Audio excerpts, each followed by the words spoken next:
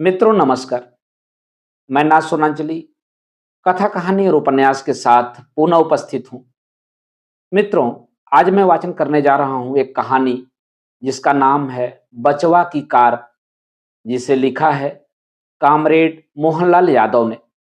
तो लीजिए सुनिए कहानी बचवा की कार का वाचन मेरे अर्थात नाथ सोनांचली के स्वर में।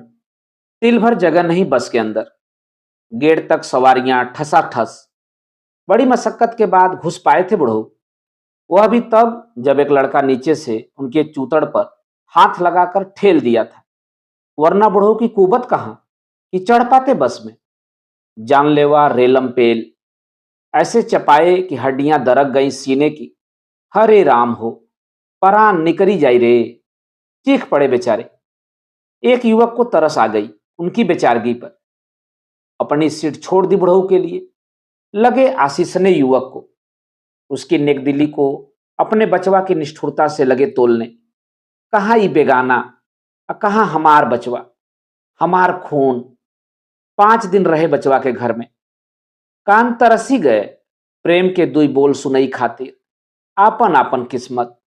माथा ठोक लिया बुढ़ऊ ने। बचवा से ज्यादा तो बुढ़िया पर क्रोध आ रहा था बुढ़ऊ को। बढ़ते बढ़ते क्रोध मन की धारिता से अधिक हो गया तो होठों तक छलक आया। लगे बुदबुदाने, जैसे कि बुढ़िया सामने खड़ी हो।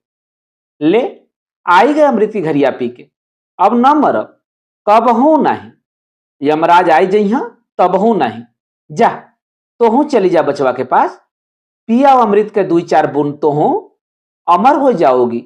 हाँ, हमार बचवा, हमार बचवा। बुढ़ऊ चौक पड़े जब बस अचानक रुक गई मरमरा कर। एक मोटी सी महिला बुढ़ऊ के ऊपर भरा पड़ी। चोट तो नहीं लगल बिटिया? हड़बड़ी में बोल पड़े बुढ़ऊ। अरे नहीं बाबा, आपको तो नहीं लगी? बड़े स्नेह से बोली, सहज टपक पड़ा हो जैसे। अरे नहीं बिटिया, हमरे तो नहीं लाग। पैर में लगी हल्की सी चोट तो उसके मीठे बोल के मलहम से ही ठीक हो चुकी थी। मन कुछ हल्का हो गया उनका, और बुढ़िया के प्रति गुस्सा भी। नाहक को सही लागे बेचारी को। जब अपना ही सिक्का खोट निकली गए तो बुढ़िया का करई? ओकर कवन दोख? दुख मुसीबत में अपने ही आल औलाद तो काम आवत हैं। गाढ़े दिन पर केकर मुंह निहारा जाई। मगर बुढ़िया बेचारी के काम आलो कि अब ऊ पहले वाला बचवा ना ही रह गवा। अब ऊ जौने दुनिया में रहत है वहां रिश्ते नातों के बोझ ना ही ढोवा जा। पढ़े लिखे सभ्य लोगन के समाज अहीं हमरे जैसन जाहिल गवारन के नाही, जो पीढ़ियों के रिश्ते नाते रीति रिवाज अपने मूड़े पर खुशी खुशी लादे रहत हैं। बोझ समझ के नहीं, धर्म समझ के। 10 रोज पहले जब बुढ़ऊ के पेट में दर्द का बवंडर उठा था तो लगा कि पेट ही फट जाएगा, अतड़ियां बाहर आ जाएंगी। मृत्यु का अट्ठाहस सुनाई पड़ने लगा था बुढ़ऊ को। 78 बरस की जिंदगी में ऐसे प्राणांतक दर्द से साक्षात्कार नहीं हुआ था। बचपन में भी एक बार पेट के बाईं तरफ बहुत बड़ा फोड़ा जरूर निकल आया था। जब मथने लगता तो जमीन पर लौटने लगते थे बुढ़ऊ। माई रात रात भर गोद में लेकर बैठी रहती थी। 1 हफ्ते बाद जब पककर गुलगुल हो गया तो करीम नाई ने चीरा लगाया था। 1 बोतल से ज्यादा मवाद निकली थी। मगर आज का दर्द तो उससे भी भयानक, भले कुछ ही देर का रहा हो। बुढ़िया उनको लेकर भागी बंगाली डॉक्टर के पास। डॉक्टर तो देखते ही पकड़ ली बीमारी। कल्लू भाई के पेट में पथरी है, वही चुभ रही है इनकी आंत में। दर्द की दवा तो दे रहा हूं, मगर ऑपरेशन कराना पड़ेगा। करी दो डॉक्टर दादा, बुढ़िया बेसब्री से बोली। ऑपरेशन मैं नहीं करूंगा भाभी, शहर में भर्ती होना पड़ेगा। तो ही चिड़ फाड़ दो डॉक्टर दादा, तोहरे हाथे में बहुत जसा है। अरे नहीं कल्लू भाई, शहर चले जाओ। लापरवाही ठीक नहीं, खतरा हो सकता है। ऑपरेशन से बहुत डर लगत है दादा। अरे डर कैसा, अब तो बिना चिड़ फाड़ के ही ऑपरेशन हो जाता है दूरबीन से। जरा भी दर्द नहीं, पता ही नहीं चलता कल्लू भाई। देखो, अब सोचे ही विचारे की जरूरत नहीं आई। सीधे चले जाओ शहर बचवा के पास। अरे बड़ बड़वार के इलाज शहर में ही तो होता ना, दिक्कत कहाँ है? पैदल चले के पड़ी का, अपने कार से लई जाई बचवा। फिर घुस गई बचवा की कार। बुढ़िया की हर बात में घुस जाती थी वह, जबरन। जगह न हो फिर भी। तकिया कलाम बन चुकी थी। विपक्षियों को जलाना हो तो बचवा की कार, अपनी शान बढ़ानी हो तो बचवा की कार, किसी से वाद विवाद हो जाए तब भी बचवा की कार। पूरे गांव में हंसी की पात्र बन चुकी थी बुढ़िया, बचवा की कार के चलते। लड़के मस्करी करते, सड़क पर कोई कार दिख जाए तो चिल्ला पड़ते, काकी देख, ऐसा ना तई ना, बचवा भैया का कार। धत, हमारे बचवा की कार चमकत रहत है कि तुरंत टपक पड़ती बुढ़िया। देख देख बड़की माई, जैसे मास्टर भैया का कार भागी जात है। ना ही रे, बचवा की कार और बड़ी है कि। देख दाई, जैसे बचवा की कार। अरे पगला, बचवा की कार लाल है। इतने नहीं मालूम तो का। बुढ़ऊ जानते थे कि लड़के मजा लेते हैं बुढ़िया से। काहे फालतू बकबकाते हो, तुमसे मखमरी करत हैं लड़कन।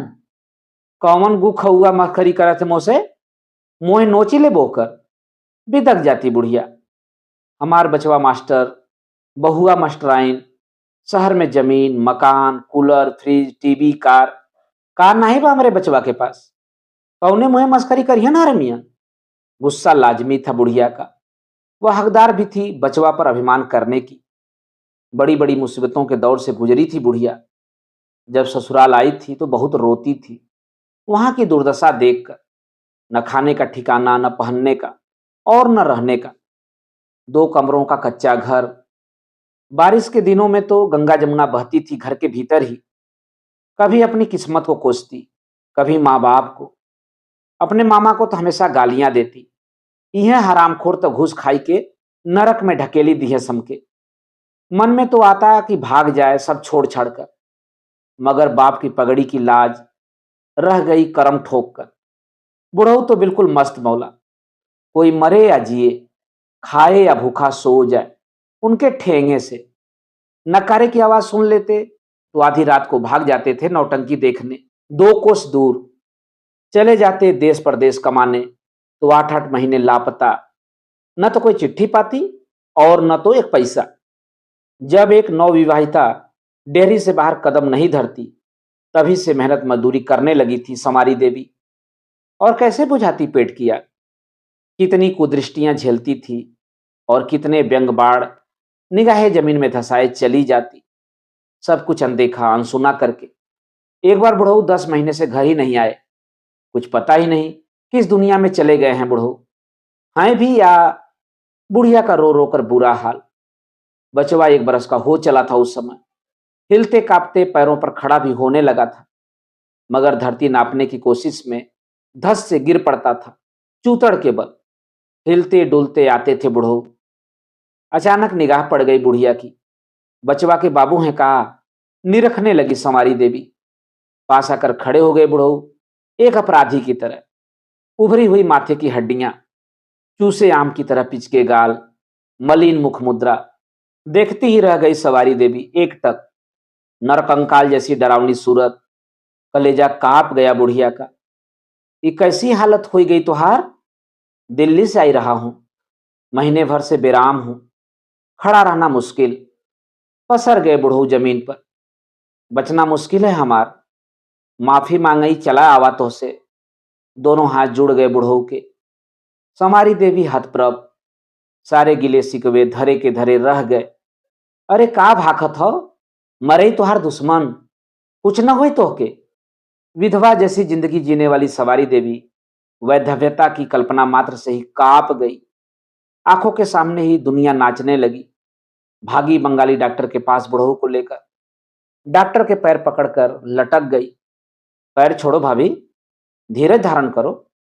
भगवान ने चाहा तो घोड़ा हो जाएंगे कल्लू भाई, थोड़ा टाइम जरूर लगेगा। डॉक्टर की बात सच हुई। बुढ़िया की तीमारदारी और डॉक्टर का इलाज। बुढ़ऊ का मियादी बुखार पराजित हो गया 2 ही हफ्ते में। चेहरे पर तेज, आंखों में चमक और शरीर की ताकत सब कुछ वापस लौट आई। मौत के मुंह से बाहर आ गए बुढ़ऊ। गुलाम हो गए बुढ़िया के और बंगाली डॉक्टर के भी। भावातिरेक में बोल पड़े, बचवा के अम्मा, इ तन के एक एक रोवा तोहार गुलाम, एक एक धड़कन पे तोहार हक। अब तोहरे इज्जतई से धड़की हमार सीना। संवारी देवी भी प्रेम के अथाह सागर में लगी डूबने उतराने। बंगाली डॉक्टर की लाज वरना सीने से चिपके जाती बुढ़ऊ के। अब गृहस्थी की गाड़ी के दोनों पहिए घूमने लगे बराबर। मुसीबतों से लड़ने वाले दो के बजाय चार हाथ। परेशानियां तो कम होनी ही थी, फिर बड़ी उद्यमी भी तो थी बुढ़िया। अधिया बटाई पर खेती करने लगी। खाली समय में खटाई बना देती।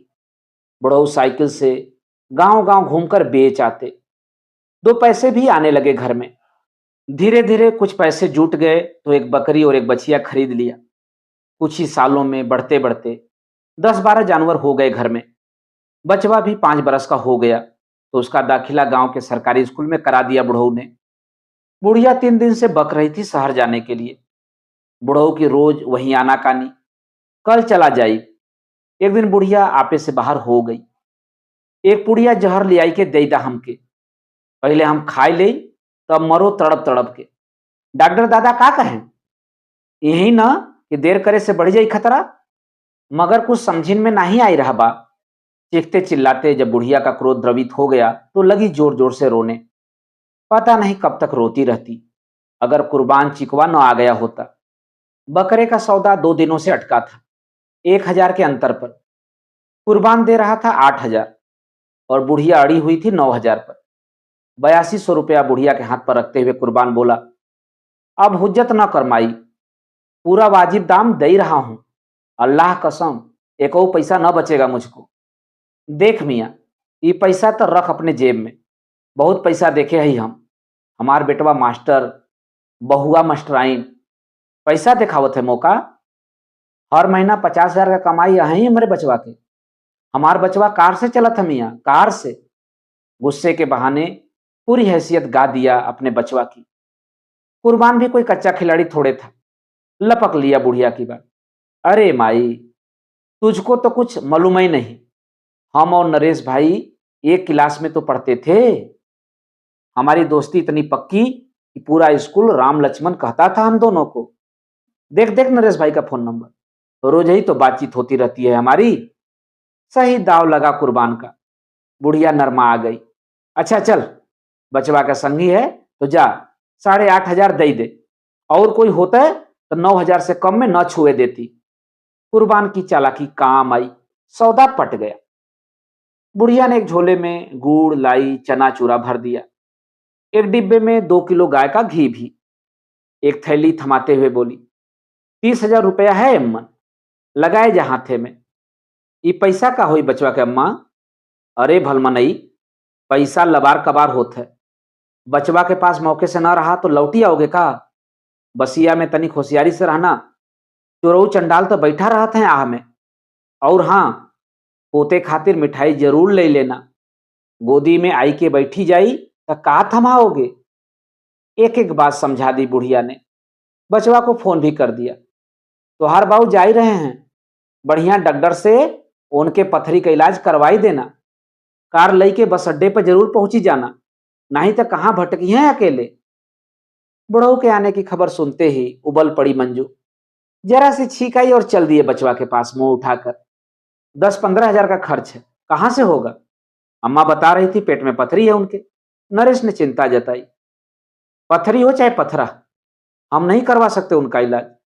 गांव के डॉक्टर मर गए हैं क्या। अब तक तो बंगाली डॉक्टर से ही ठीक हो जाते थे। अब शहर में भर्ती होने की शौक लग गई। चलो देखा जाएगा। नरेश ने बात खत्म करनी चाहिए। क्या देखा जाएगा। पैसे पैसे की तबाही, घर चलाना मुश्किल, कहां से कराओगे ऑपरेशन। चाहते तो कोई बहाना बना लेते, मगर ऐसा क्यों करोगे। श्रवण कुमार कैसे बनोगे। मधु के व्यंग से तिलमिला गया नरेश। मन तो हुआ कि कह दे, पिछले महीने जब तुम्हारे बाप आए थे और 15,000 का चूना लगाकर चले गए, तब तो नहीं चिल्लाया था मैं। मगर जब्त कर गया मन के आवेश को, हमेशा की तरह आज भी। यही तो नियति बन गई थी नरेश की, वरना कर्ज के दलदल में धंसता ही क्यों। 1.5 बरस पहले जमीन खरीदी तो बैंक से लोन, घर बनवाया तब भी loan, AC, fridge, TV, cooler सब कुछ किस्त पर। कमाई एक, खर्चा 3। कैसे होता पूरा अकेले नरेश की तनख्वाह से। मधु को तो मायके की ही जिम्मेदारियों से फुर्सत नहीं। पिता का इलाज, भाई की पढ़ाई, छोटी बहन की शादी, सब मधु के जिम्मे। मधु की एक समस्या और, मिश्राइन के घर टीवी तो उसके घर क्यों नहीं, मिश्राइन के यहाँ फ्रिज तो उसके यहाँ क्यों नहीं, मिश्राइन का बेटा शहर के सबसे महंगे बोर्डिंग स्कूल में पढ़ेगा तो वह कम है क्या, तू बड़ी कि मैं, की तकरार अक्सर होती रहती थी दोनों के बीच। धनतेरस के दिन मिश्रा जी ने कार खरीदी तो नरेश का सिरदर्द बढ़ गया।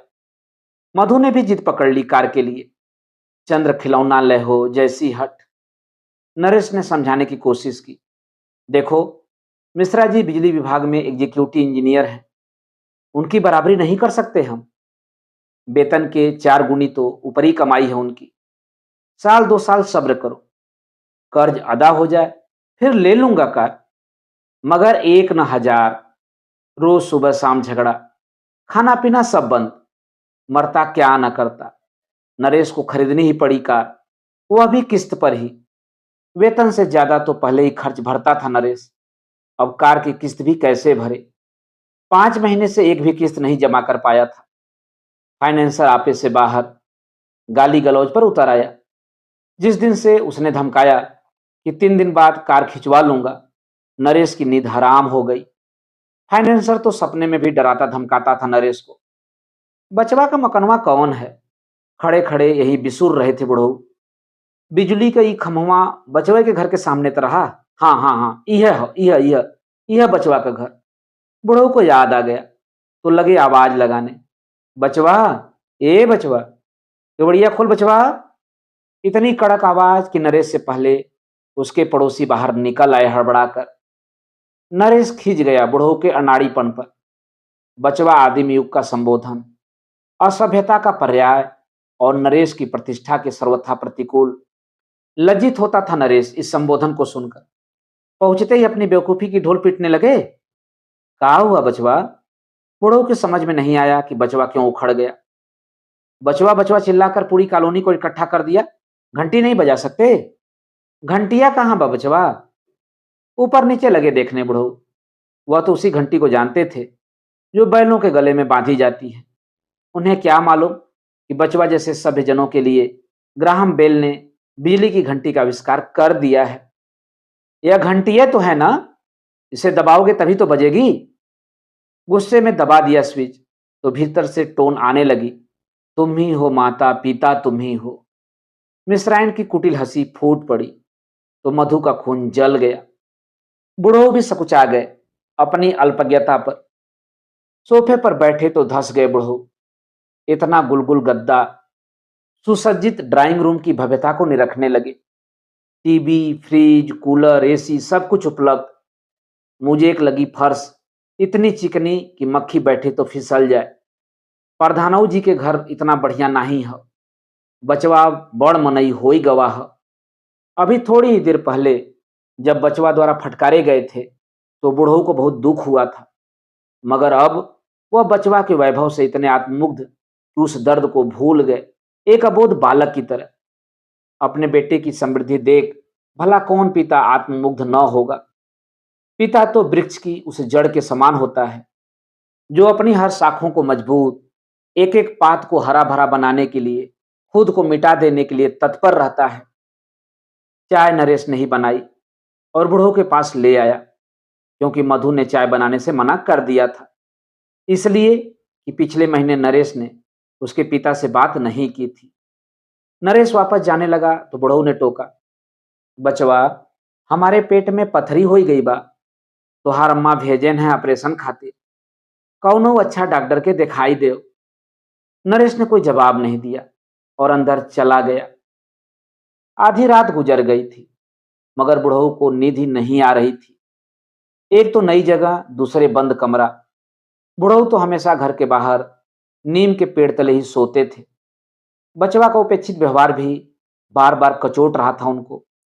छिनऊ भर हमारे पास ना ही बैठा बचवा, गांव देश के हालऊ चाल ना ही पूछे, अपने महतारी के भी ना।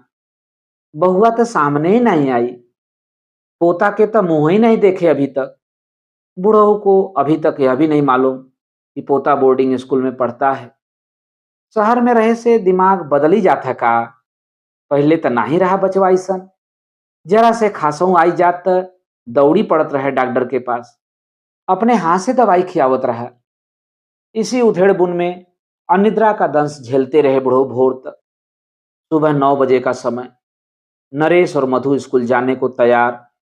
बुढ़ऊ ने थोड़ा डरते डरते पूछा, बचवा कुछ बताओ नहीं, डॉक्टरवा के पास कब ले आई चलोगे? मेरे पास बस एक ही काम है क्या? मैं वैसे ही बहुत परेशान हूं, ऊपर से आप भी डंडा किए हो, थोड़ा सब्र नहीं कर सकते? उबल पड़ा नरेश। बुढ़ऊ सन टुकुर टुकुर देखते ही रह गए बोझिल आंखों से नरेश को जाते हुए। बुढ़ऊ के मन का अंतर्द्वंद असहनीय, कुकुरे की तरह दुत्कार सुनई खातिर आई है बचवा के पास। अरे न कराइबे के हो इलाज तो साफ साफ बताई दे, चला जाई घर। बुढ़िया का डर, वरना छिनऊ भर न रुकित बचवा के यहाँ। बुढ़िया तो विश्वास न करी कि बचवा इतना निर्मोही हो ही गवाबा। मैं वैसे ही बहुत परेशान हूं। बचवा की इस वाक्य पर ध्यान गया तो बुढ़ऊ परेशान हो उठे। का परेशानी हो ही सकत है? बेचवा बेराम है, या बहुआ की कुछ दिक्कत, या और कौनो दुख मुसीबत? अपना दर्द भूल गए और बचवा की परेशानी पर ही उनकी समस्त चिंताएं केंद्रित हो गईं। शाम 4 बजे जब नरेश स्कूल से वापस लौटा तो कपड़े पहनकर तैयार थे। नरेश को चिंता हुई, वापस चले जा रहे हैं क्या रूठकर? अम्मा तो आपे से बाहर हो जाएंगी अगर ऐसे चले गए तो। फोन पर ही लगेंगी गरियाने। लगा फुसलाने बुढ़ऊ को, बाबूजी डॉक्टर से मिलकर आ रहा हूं, मेरे दोस्त हैं वह, जा रहे हैं अपने गांव, 3 दिन बाद लौटेंगे तो दिखा दूंगा आपको। बुढ़ऊ की कोई प्रतिक्रिया नहीं। बाबूजी कहाँ जा रहे हैं? 3 दिन बाद देखने के लिए कह तो रहे हैं डॉक्टर साहब। नरेश ने अपनी बात फिर दोहराई। स्टेशन जा रहा हूं घूमने, बुढ़ऊ ने कहा तो नरेश को तसल्ली हुई। हाँ हाँ ठीक तो है, बैठे बैठे ऊब रहे हैं यहाँ, मगर जल्दी लौट आना। आती जाती रेलगाड़ियां, उतरती चढ़ती सवारियां, जन कोलाहल, मेले का दृश्य प्रस्तुत था वहां। स्टेशन की चहुओर बड़े बड़े दरख्तों से आच्छादित वन प्रदेश, रंग बिरंगी पक्षियों के वृंदगान बुढ़ऊ का मनुहार कर रहे हों जैसे। घूमते घूमते फ्लाईओवर पर चढ़कर दूसरी ओर आ गए बुढ़ऊ। खेलगांव जैसा 8-10 बीघे का वह विशाल मैदान, एक तरफ लड़के क्रिकेट खेल रहे हैं तो दूसरी ओर फुटबॉल, और एक कोने में वॉलीबॉल।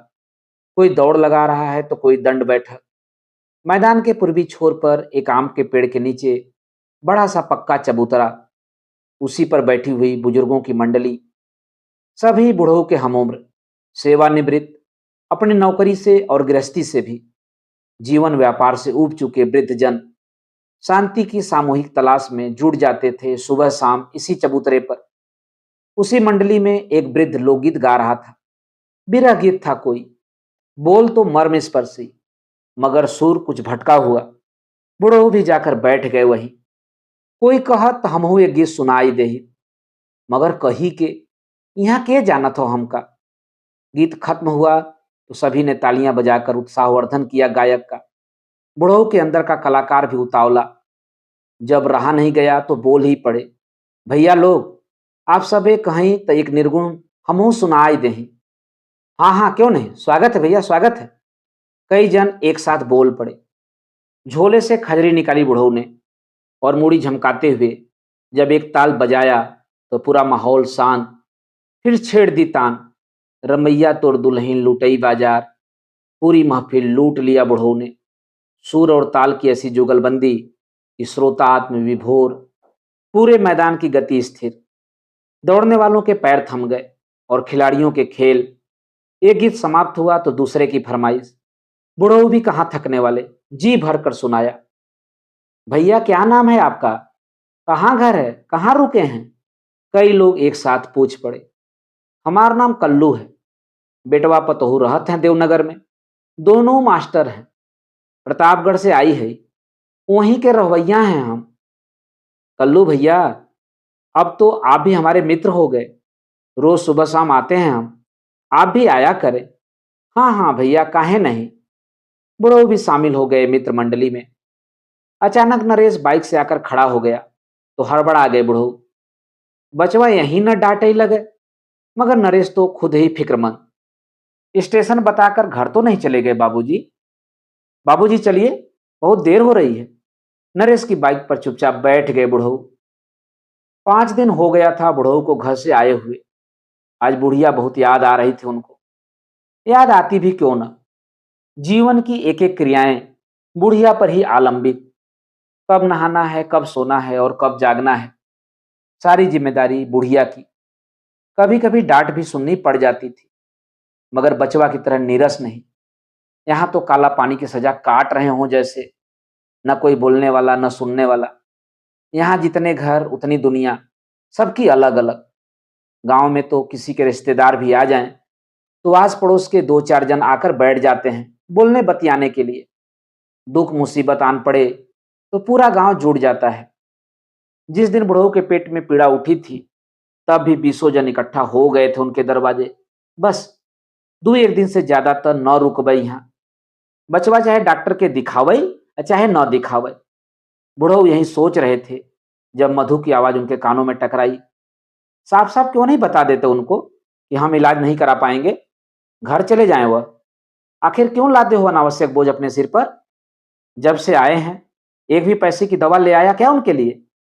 4-6 दिन में खुद ही चले जाएंगे उपकर। अपने मुंह से कैसे कह दूं जाने के लिए? नरेश समझा रहा था मधु को। अच्छा होता बुढ़ऊ सो गए होते।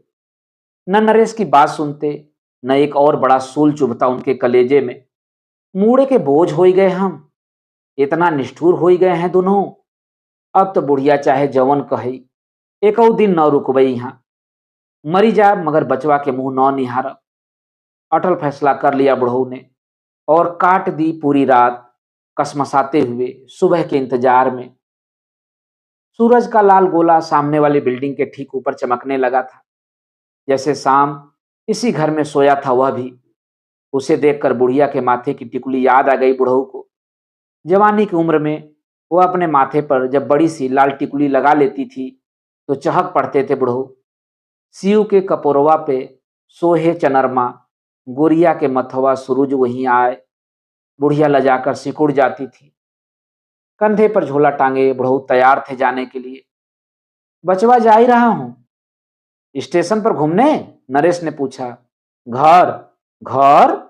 नरेश चौंका।